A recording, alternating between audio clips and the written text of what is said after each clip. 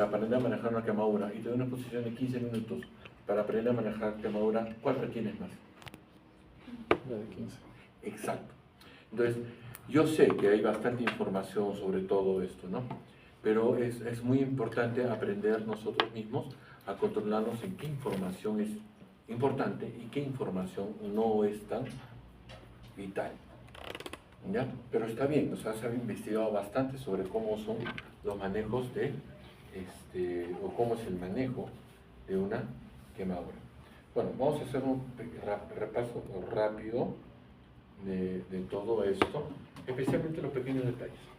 Bueno, ya, acuérdense, mientras más delgada, más sensible, más afecta a la quemadura. Entonces hay tres factores que pueden influenciar sobre el daño que puede hacer una quemadura. El primer factor es el grosor de la piel. El segundo factor es la intensidad de la energía con la cual se produce la quemadura. Y el tercer factor es el tiempo al cual está sometido esa quemadura o esa energía que está produciendo la quemadura. Bueno, estadísticas más, estadísticas menos, pero acuérdense que es muy interesante. ¿Por qué las quemaduras, el 90% de las quemaduras son de personas de ingresos bajos o medios? ¿Por qué? Porque esas son las personas que tienen espacios pequeños. Y estos espacios pequeños, ¿qué es lo que sucede? En esos espacios pequeños está todo. Está la cocina, está el sitio de juego de los niños, está la cama del perro y está el comedor. Entonces, en esos espacios chicos, el niño jugando en ese sitio es donde se producen las quemaduras.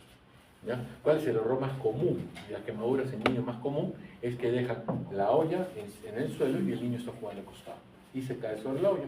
La otra quemadura bastante común es la torpeza, lastimosamente tengo que decirlo así, es la torpeza que cometen las mamás, que ponen al niño al filo de la cama y traen primero la tina con agua caliente y se van a traer el agua fría.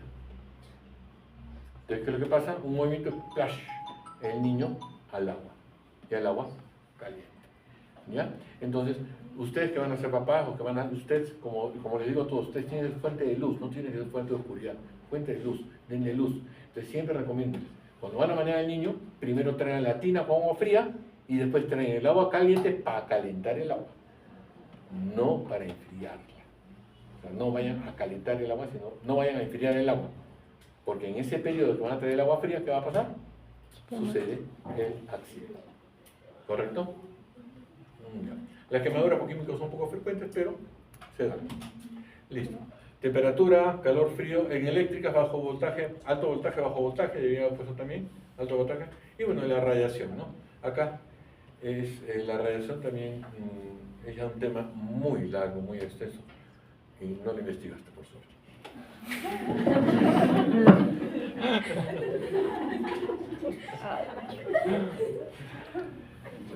Ya, que bueno, las quemaduras por calor, ¿no?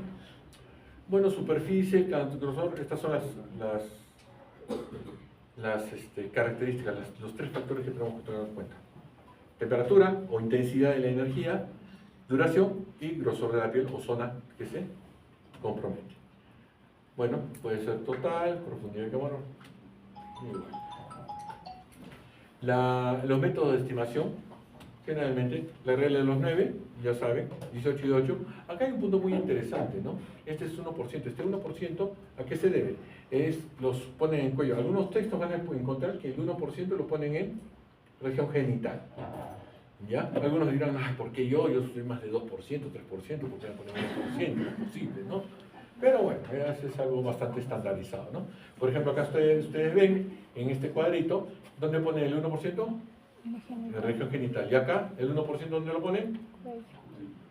¿Ya? Entonces es variable, no podemos estandarizar que es o región genital o región del cuello, pero tómenlo siempre cualquiera de los dos puntos como evaluación. Personalmente yo digo, en una emergencia, ¿cómo evaluamos una quemadura? En una emergencia, estamos con pacientes quemados, tenemos 3 pacientes quemados, ¿vamos a ponernos a sacar nuestro tablito para utilizar el load brother? No, tenemos que dirigir rápido, cosas rápidas. Urgente, urgente, urgente, urgente. Entonces, voy a ponerme a calcular, bueno, tiene la mitad del brazo, este sería el 4.5, la mitad de 4.5 sería 2.25, y tiene un poquito más por acá, le quito uno, le doy un sumo más, le sumo menos, pérdida de tiempo. Tenemos que ser ágiles. Por lo tanto, Esto es personalmente en una emergencia lo primero a utilizar. La palma de mano. Con la palma de mano, pero por favor, la palma de mano del paciente. No es la palma de mano del evaluador. ¿Por qué? Me viene un niño de 2 años de edad y el evaluador pone tac, tac, tac, tac. Ah, ya, tiene 2% de quemadura. 2%, sí. 1 y 2. Y para el niño es ya casi un 20%. ¿Ya? Por favor. ¿Palma de mano de quién? Del paciente. Pueden hacer un papelito, hacen así. Listo, ya empiezan a calcular. Esa es una forma muy rápida de calcular la extensión de la quemadura. ¿Correcto? ¿Qué nos sirve en el tratamiento? ¿Qué nos sirve en el tratamiento? Profundidad de quemadura y extensión de la quemadura. Porque eso es tan importante ver las formas como podemos clasificar las quemaduras, tanto por su extensión y por su grado. Bueno, ya tenemos primer grado, segundo grado, tercer grado. Hay múltiples, hay varios textos que te hablan de una forma, el 2A, 2B, 2ABC, N. ¿Ya? Lo que tienen que tener en su mente, que hay una quemadura que compromete la epidermis. Hay otro que compromete a la dermis papilar. Otro que te compromete dermis reticular y otro que te compromete dermis hipodermis. La primera capa, la A, o tipo primer grado o superficial, ¿no? La que compromete la dermis es el tipo AB o B, o 2A, 2B, son diferentes formas. Primer grado, segundo grado, tercer grado. Primer grado, epidermis. Segundo grado, dermis. El segundo grado es superficial o 2A, superficial o papilar. Y el 2B, profundo, la dermis, dermis reticular. Y tercer grado es hipodermis. Antes no se clasificaba de cuarto grado, porque el tercer grado hablaba de hipodermis para abajo, el otro lo puede hacer. Pero ya cuando hablamos de cuarto grado, hablamos de calcinación. Ya que está listo para comer. ¿Correcto? Entonces, por eso, ¿no? Tenemos el primer grado, tenemos una clasificación de Smith, de Brennan-Artigas, y todos me dicen lo mismo. Y al final de cuentas, ¿por qué se dan este tipo de diferentes clasificación? Porque yo quiero ponerle mi nombre a una clasificación. No entiendo para qué hacen tantas clasificaciones si todos dicen lo mismo. Bueno, ahora, lo importante de todo esto es determinar la severidad. La severidad la podemos considerar o la podemos tomar en base a tanto profundidad y su extensión. En base a esas dos vamos a determinar cuáles son las principales. Las tipo A, superficiales o quemaduras de primer grado, si más no me equivoco, según la clasificación de Brennan-Artigas, ¿no? Y, o sea, te pone todavía nombres medio raros, ¿no? Superficial, quemadura A, superficial, quemadura A, filtenular. Quemadura, primer grado, segundo grado, superficial, más rápido. ¿Para qué van a hacer líos? Pero bueno, acá tratan de hacerte la vida difícil. Pero bueno, más adelante ya vemos, bueno, primer grado, segundo grado, tercer grado. Ya. ¿Cuál es la característica del primer grado? O superficial, acá, bueno, acá rápido, ¿no? Superficial, espesor parcial, profundo y espesor total, ¿no? Característica superficial, que duele mucho, y hay un eritema que no se blanquea la presión. Porque si se blanquea la presión es un hemangioma, ¿no? O ya es una quemadura de segundo grado, ¿correcto? El espesor parcial, la quemadura de segundo grado, ¿cuál es la característica? Ampolla. La característica de quemadura de segundo grado es ampolla. La característica de quemadura de tercer grado, ¿cuál es?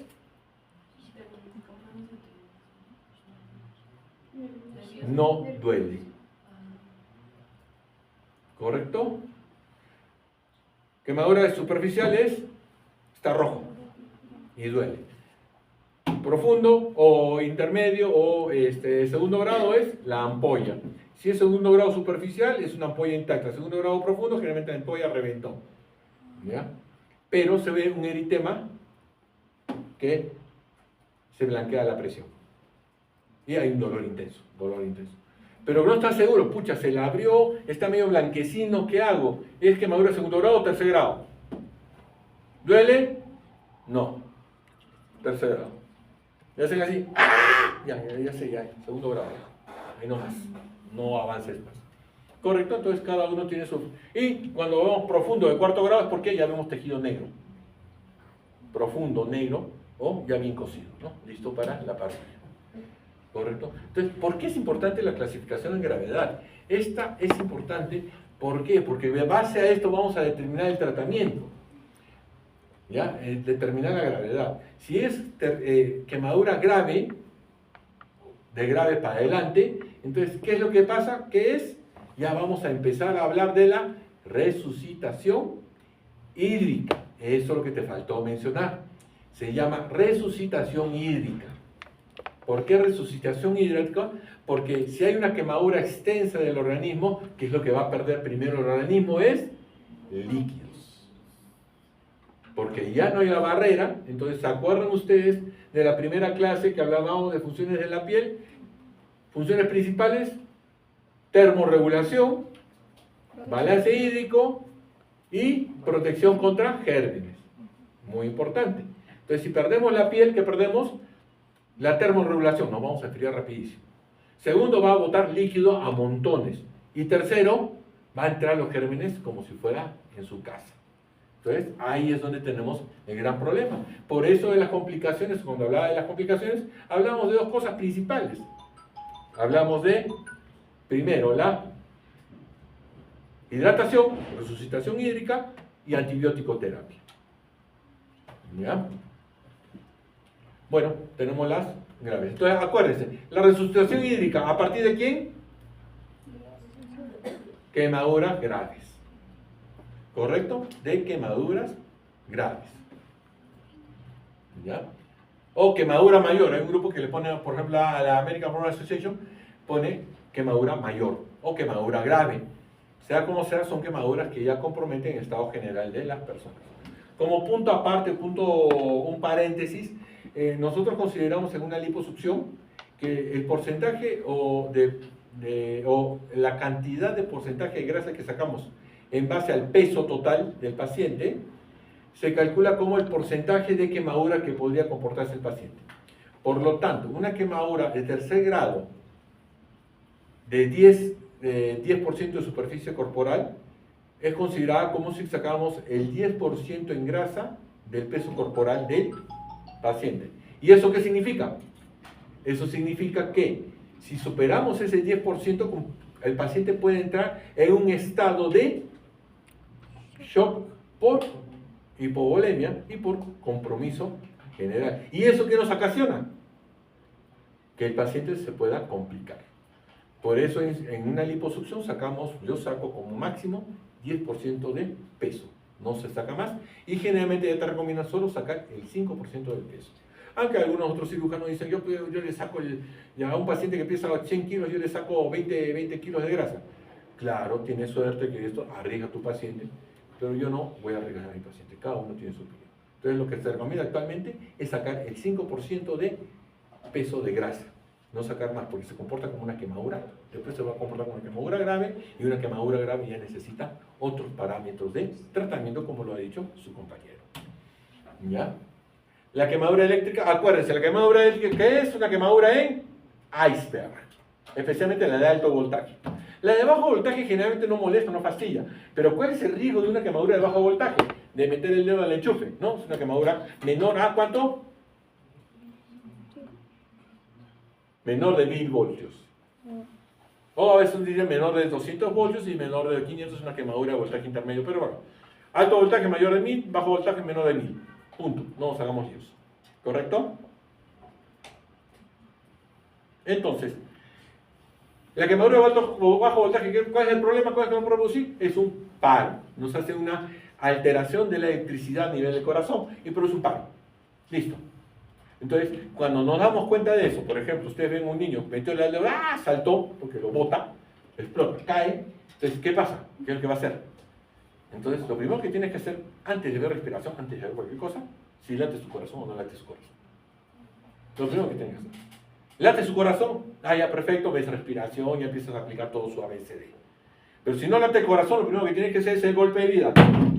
Un golpe de vida, al pecho. No lo rompan el cuello, por favor, no rompan costillas. Pero tiene que ser el golpe de vida. Porque con ese golpe de vida estimulas al corazón. Es como si usted dando un masaje y le haces despierta.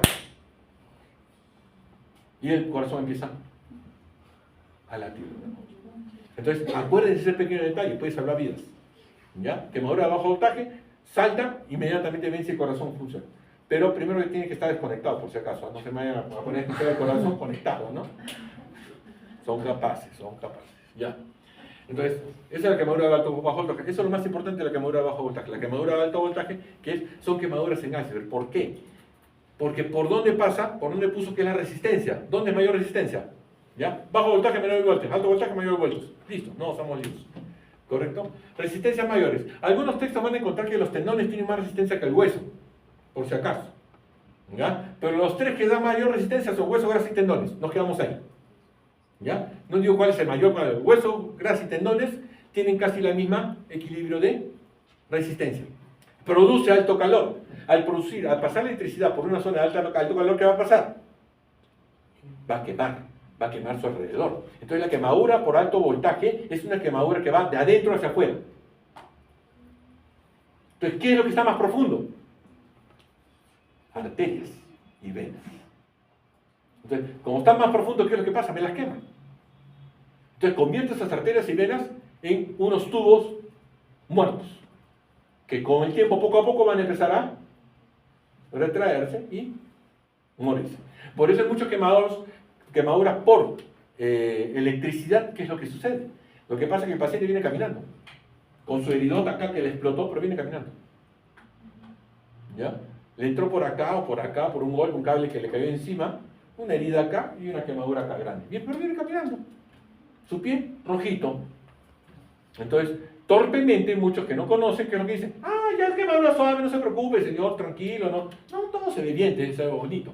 Pero no, ahorita lo que está irrigando su pie es una arteria que en 1 a 2 semanas, hasta 3 semanas, se va a empezar a colapsar y va a empezar a momificar el miembro. Entonces, ¿qué va a hacer el paciente? Los va a denunciar ustedes por malpraxis. ¿Por qué? Porque ustedes le dijeron, no pasa nada, está tranquilo. Entonces, cuando ustedes tengan una quemadura por alto voltaje, sean pesimistas, no sean optimistas, sean pesimistas.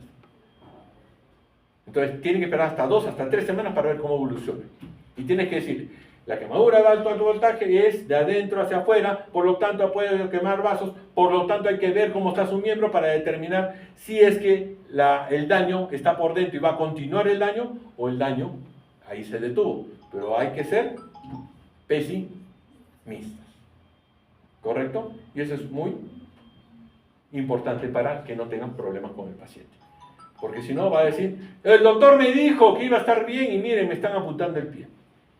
Y es terrible, porque si tú vas caminando al hospital y te dicen, no te preocupes, está todo bien, llegas a tu casa, llegas 2 semanas con tu pie y regresas porque tu pie se está momificando, ¿a quién le echas la culpa? Si tú sabes, si tú eres médico, dices, pucha, que nacieron quemadura de alto voltaje, estoy muerto. Pero si no eres médico, le vas a echar la culpa al médico que te dijo que todo estaba bien. ¿Correcto? Ya. Eso es lo importante que saber en quemaduras eléctricas. En quemaduras por calor y por frío, bueno, por frío, ¿no? Definitivamente, ¿qué es lo que pasa? Al momento de congelarse, que se congela la sangre. Al congelarse la sangre, ¿qué sucede? Una coagulación. ¿Correcto? ¿Cuánto tiempo tenemos para descongelar un miembro? Igual que en una sección de miembro. ¿Cuánto tiempo? 6 horas. 6 horas. Si está más de 6 horas expuesto al frío y con una coagulación, ¿qué es lo que va a pasar? Le exponemos al paciente a que haga... No, ¿qué es lo que pasa? En primer lugar, ¿qué es lo que pasa? El paciente se va a necrosar esa zona. Lo calentamos, logramos que empiece a circular un poco de sangre, entonces empieza un regreso de toxinas de zonas muertas. Y empieza un proceso de sepsis o un proceso inflamatorio sistémico. ¿Ya? Entonces hay que tener mucho cuidado en lo que vemos, lo que hacemos y cómo lo hacemos. Pero generalmente, esto lo vemos generalmente en montañistas, lo que se amputan son los dedos, se autoamputan, ¿no? Tú tratas de recuperarle, pero usted no se recupere, solito se cae, como un reinón. En un reinón también se cae solito, se autoamputan las cosas. ¿Correcto? Entonces, hay que ver esto, ¿no? El factor es temperaturas extremas, menos 50 grados, pero tenemos congelamiento también a temperaturas de menos 10 grados.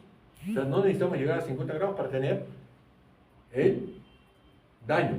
Entonces, ¿cuál es el tiempo? Por eso volvemos a repetir, ¿cuáles los factores que pueden producir daño? 1, grosor de la piel o la parte más distal, más proximales. 2, la intensidad. Bueno, acá no es intensidad del calor, sino intensidad del frío. Y tercero es Tiempo. el tiempo de exposición. Es muy diferente que yo meta mi mano a menos 10 grados, un segundo, a dejarlo ahí una hora. ¿Ya? Me hace recordar que había un paciente que es veterinario, bueno, técnico veterinaria, y que tenía verrugas en la mano, tenía verruguitas acá, en la mano. Entonces el médico le dijo que te podemos quemar las arrugas con nitrógeno líquido. Ahí eso te va a costar, digamos, 300 soles. El muy genio dijo, 300 voy a pagar, tonterías. Yo tengo nitrógeno líquido para congelar óvulos o el esperma de las vacas, ¿no? De los toros, digamos, el esperma de los toros. Entonces, si tengo nitrógeno líquido, mejor me las quemo yo, si yo tengo mi nitrógeno líquido. Soy un genio, ¿no? Soy un genio. Y metió su mano en nitrógeno líquido. Y cuando lo sacó, estaba toda congelada, necrosis, perdió la mano. Pero todo un genio. Entonces, ¿por qué? Porque utilizan pistolitas y le dan puntualmente nitrógeno líquido para quemar la verruga. Entonces, hay que tener mucho cuidado con las genialidades que se les ocurre a otras personas. Bueno, así va avanzando, ven cómo va avanzando. Primero empieza, esto es como una quemadura porque hay daño tisular, pero no hay daño tisular permanente.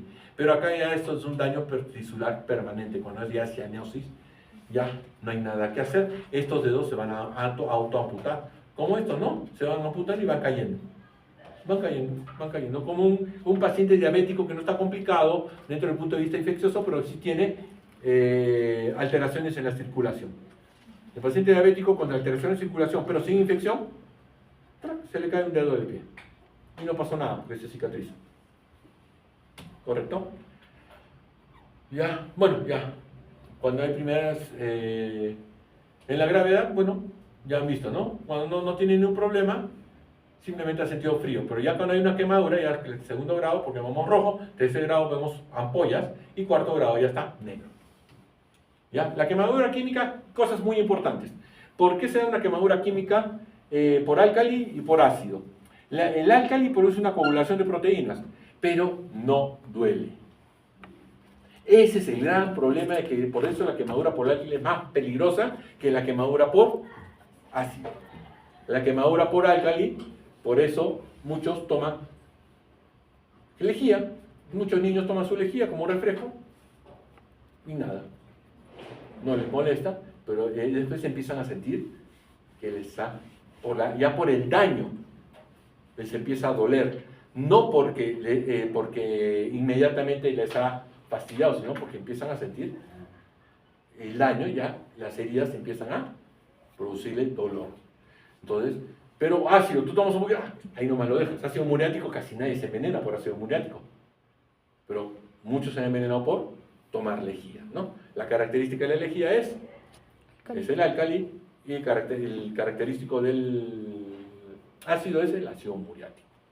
¿Ya? Entonces, ¿por qué es más peligrosa la lejía? Porque no duele. Porque no duele. ¿Correcto? Entonces, antes se usaba bastante, ¿cómo se llama? El creso para limpiar pisos. Es un álcali muy potente. ¿Ya? Entonces, hemos tenido pacientes que la han limpiado con creso, se han caído sobre la zona de el agua quemada por el creso o contaminada con el creso, se han levantado y han seguido caminando. Y al día siguiente, recién se dan cuenta que tienen heridas en los glúteos o en la zona donde se quemó. ¿Por qué? Porque no le dolió, pero la quemadura fue avanzando.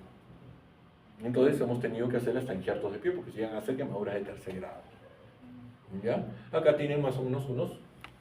¿Ya? El mecanismo del ácido exotérmica de deshidratación. Ahora, muy importante, ustedes van a tener en algún momento pacientes que se han tomado álcali principalmente, ¿no?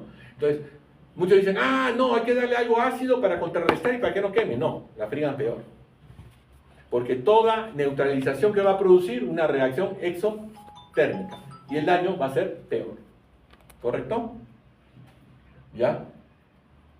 Entonces, bueno, la forma, ¿cómo van a hacerlo? Y como dijo, como pusieron eso, ¿cuál es el mejor elemento para limpiar una quemadura o un químico ácido básico? ¿Cuál es? Esposito, ¿cuál es el mejor elemento? ¿Con qué limpias todo? El agua. El agua. ¿Ya? Pero cuidado con someterlo a la hipotermia. ¿Ya? En quemadura, hay que bañar al paciente, hay que lavarlo, sí, hay que, en quemadura por calor, hay que mojarlo, también hay que enfriarlo, pero no hay que enfriarlo con agua fría, hay que enfriarlo con agua tibia, si es posible. Nada de meterle hielo, porque si le ponen hielo, ¿qué va a pasar? Quemadura por frío. ¿Pasas de Guatemala a dónde? A Guatapeor. Acá, por ejemplo, se ha hecho un peeling espectacular. ¿Ya? El peeling es una quemadura química. Hacemos una quemadura química, pero lo suficientemente controlada, aunque algunos sitios spa que hacen cada desgracia, pero lo suficientemente controlada ¿para qué? Para que no quede mayores huellas. Pero hay que tener mucho cuidado porque la evaluación de la piel tiene que ser muy cuidadosa en cuanto a su sensibilidad a esos químicos. Porque he tenido pacientes que me han llegado ya con cicatrices, porque les he hecho un peeling demasiado fuerte para una piel que era demasiado sensible. Entonces, el peeling parece sencillo hacerlo, pero hay que tener cuidado. ¿Correcto? No, profundidad, ya saben, profundidad, intensidad, profundidad, no, intensidad, grosor de la piel y tiempo de exposición. ¿Correcto?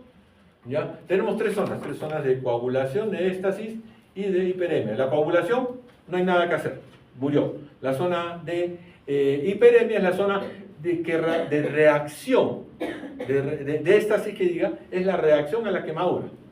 Y la hiperemia es el proceso inflamatorio que está yendo a reparar todo ese daño que ha habido. ¿Correcto? Entonces, eso es lo importante.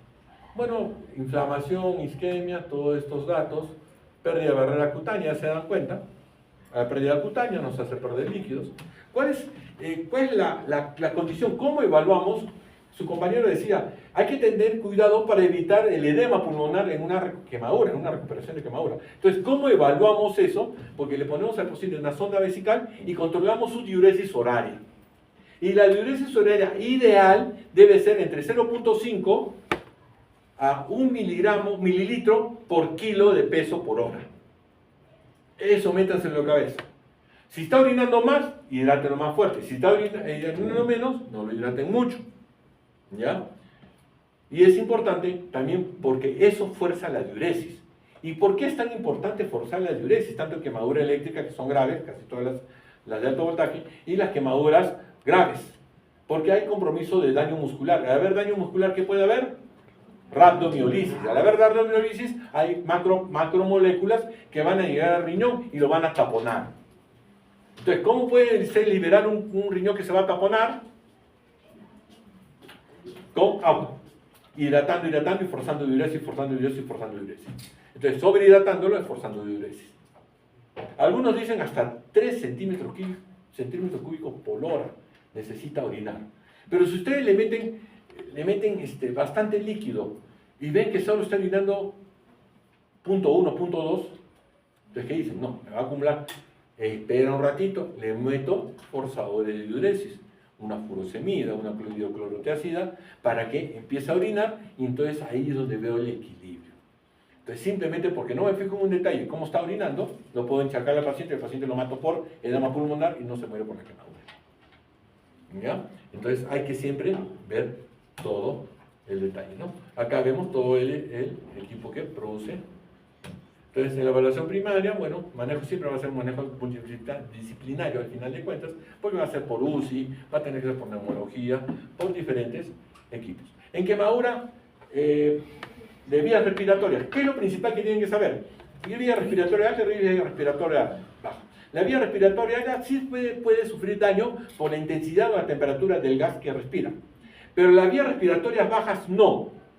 El daño en la vía respiratoria baja se da por combinación de los diferentes anhídridos de los productos que son volátiles, los respiras y estos se depositan en los alvéolos. Y un anhídrido que le metes agua, ¿qué se convierte? a un anhídrido, química básica, a un anhídrido que le metes eso, ácido. ¿Y como ácido qué hace? Daño. A un hidróxido le metes agua que conviertes en un álcali. ¿Y qué hace el álcali? Daña también. Entonces, al final de cuentas, el daño pulmonar, el daño de los alvéolos en una quemadura o una quemadura por inhalación, no es por la temperatura del aire que absorbe, sino es por las reacciones químicas de los diferentes elementos que tiene. Por lo tanto, la quemadura del pulmón, no de las vías respiratorias, del pulmón, se da por quemadura química, no es quemadura por calor. ¿Correcto? Entonces, tomen en cuenta, eso es lo principal. Entonces, ¿qué es lo que vas a ver? ¿Cómo puedes determinar, cómo puedes decir que puedes tener una quemadura por calor o por inhalación? Porque ves virilizas quemadas, ves boca quemada o zona quemada. Sospechas, entonces hay que vigilarlo. Pero no significa, como dijo muy bien su compañero, no porque tengas toda la cara quemada va a tener quemadura por inhalación. Pero hay que vigilarlo, y hay que vigilarlo 24 horas hasta 48 horas, en que empieza todo el proceso de inflamación pulmonar. Entonces, ¿qué es lo primero que empiezas a ver? Empieza a desaturar. Sin tos. Empieza a desaturar. Inmediatamente placa de rayos X, tomografía o ver porque está haciendo un pulmón de shock o una inflamación severa del pulmón. ¿Correcto? Entonces, acuérdense, ¿no? Predictivo de la vía aérea, sitios cerrados, inconsciencia, estridor y gas, ¿no? Entonces, en la investigación de qué pasó, determinas, no ha sido una casa cerrada, me han sacado de un cuarto, pero generalmente cuando son en sitios abiertos, no produce mayor daño pulmonar. Cuando son cerrados es porque se intoxicados con todos los gases. ¿Correcto? Y como dice la fibroscopía es el gol estándar. Pero ya generalmente la hipoxigenación ya es un parámetro importante para decir quemadura por gases calientes o por quemadura química por fuego o por intoxicante de fuego, ¿no? Entonces se le intuba, ¿no? ¿Ya? Esto por eso digo, ¿no? Nota que el manejo facial va a tener lesiones vías aéreas, correcto. Por ejemplo, los pacientes que han prendido su cocina, se olvidaron de prender el fósforo y lo prenden y un fogonazo. Se hacen una terapia facial espectacular, porque una quemadura excelente, cuando se pelan quedan blanquitos, ¿ya? Pero es bien difícil calcular cuánto de fuego me tiene que caer en la cara para determinarlo. O sea, se ha hecho un peeling espectacular, ¿no? Se ahorra plata, pero al final de cuentas, ¿qué es lo que ha tenido? Una quemadura. Y esa quemadura va a producir un edema, no se asusten. Pero ya una quemadura de segundo grado en cara, considerado grave, hay que vigilar. ¿Correcto? ¿Ya? Hablando de quemaduras graves, independientemente de su extensión, cuando compromete cara, cuello, genitales y manos. ¿Ya? Cuando compromete toda la mano o la cara o el cuello o genitales, ya es considerada quemadura grave, por si acaso. ¿Ya? Porque son zonas muy sensibles. ¿Ya? Bueno, ¿por qué se hacen las esterectomías? Porque cuando hay quemadura circunferencial. Por favor, eso tengan también en la mente. ¿Cuántas veces me llegan pacientes que tienen una quemadura todo este lado y con 2 fasciotomías acá? ¿Y para qué le han hecho eso? No, para evitar el síndrome compartimental. Pero si el otro lado está libre, ¿qué compartimental me vas a agarrar? No, es que en mi clase me dijeron que esto, lo otro. Ay, Dios mío, ¿dónde habrán llevado tu clase? ¿Ya? Acuérdense. ¿Cuándo se hace la esterectomía? Primero cuando la quemadura es de tercer grado, porque la de segundo grado todavía se mantiene cierto grado de dermis viable. Por lo tanto hay elasticidad y flexibilidad. Pero cuando es de tercer grado, la dermis ya está calcinada, por lo tanto es un cuero duro, inelástico. Y al haber todo un proceso de quemadura, hay un proceso de inflamación, por lo tanto hay edema. Entonces todo se hincha y una zona inelástica se comporta como un torniquete, como bien lo dice. Entonces tenemos que hacer una escarectomía o escarotomía. ¿Qué tenemos que hacer ahí? ¿Escarotomía o escarectomía? escarotomía. Porque la escarectomía, ectomía es sacar la escara. Otomía es cortar. ¿Ya? Bueno, la fórmula de Kaplan, esa sí ya tienen que saber. Esto es fórmula para reanimación hídrica o resucitación hídrica, ¿no? 4 centímetros por kilo de peso por porcentaje de quemadura de segundo y tercer grado. No porcentaje de quemadura de primer grado, por si acaso. ¿Ya? Salvo que la quemadura de primer grado sea mayor del 70% de su superficie corporal. ¿Correcto? Y bueno, también la de Galveston, que es un poquito más difícil de manejar, pero porque ya empiezan a jugar con las edades, porcentajes, tamaños, muchas cosas que en una emergencia muchas veces, si no son de la especialidad, no se van a acordar. Y aún así, si son de la especialidad, tampoco se acuerdan. Pero en la que sí se pueden acordar de quién es, de Kaplan. ¿Correcto? ¿Ya? Pero no es la única, y puede ser pregunta de examen, no es la única fórmula para resucitación hídrica. ¿Correcto? La regla de los 10 también, lo mismo. ¿Ya? Entonces, hablar, muy importante. Acá me has dicho todo, pero no me has dicho cómo voy a determinar si está bien o está mal la hidratación. Es mediante la diuresis. ¿Ya? Acá pusieron como diuresis que tenía que ser 30, se espera una diuresis de 30 a 50 centímetros por hora. Pero si el paciente pesa 120 kilos, ¿tú crees que 50 centímetros por hora es suficiente? No. Entonces, no calculemos en cantidades absolutas, calculemos en base a su peso. Esa es la mejor forma de determinar. ¿Sí? De un 0.5 a 1 centímetro por kilo por hora. Esa es la evaluación. Idealmente, en otros textos hablan hasta 2 centímetros o hasta 3 centímetros por hora en niños. ¿Ya? Bueno, manejo de dolor. Tramadol, le metes morfina, todo eso y manejas el dolor. Los antibióticos, antiguamente se hablaba de que en el único sitio donde se podía dar vancomicina de manera profiláctica era en la quemadura de tercer grado, el paciente grave. Y hay algunos centros que todavía mantienen ese concepto. Apenas llega el paciente, vancomicina, no 60.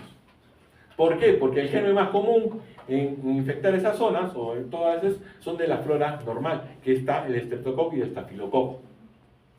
Nuestra flora normal son los que nos contaminan. No es que porque estés en un ambiente aislado vas a tener la oportunidad de no contaminar al paciente de gérmenes.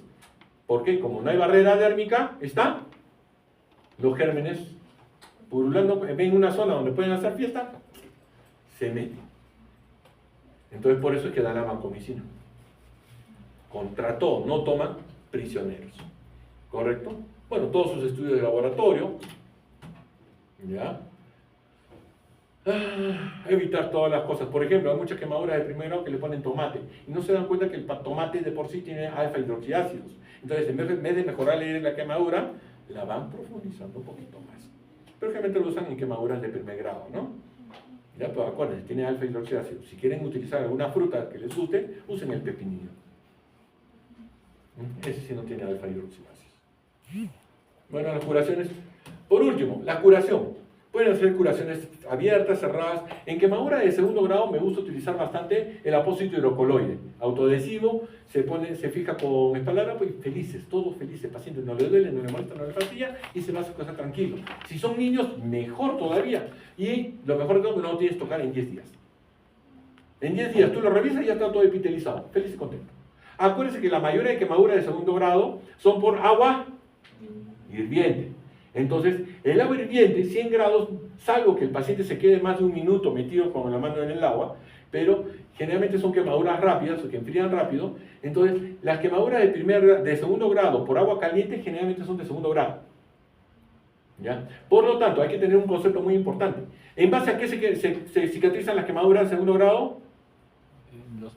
Los folículos pilosos. Entonces, si tú determinas que estás con su ampolla y estás con quemadura de segundo grado, entonces, ¿para qué lo vas a estar curando todos los días? Sabes que va a epitelizar. Entonces, primero pone una capa de gasa que lo proteja, o sea, lo limpias bien, todo suavemente, una primera capa de gasas que lo protejan con una crema antibiótica, que podría ser sulfadecina de plata, podría ser la furacin, o estos apósitos hidrocoloides que también me aíslan de todo. y lo dejo ahí tranquilo. Cuando curo con gasas, lo ves cada 3 a 5 días. Cada 3 lo ves. Si hay zonas quemadas, si hay zonas que están húmedas, dices, uy, no, si hay una zona húmeda puede ser que se haya convertido en quemadura de tercer grado, o haya sido ya desde un comienzo quemadura de tercer grado, o se está infectando.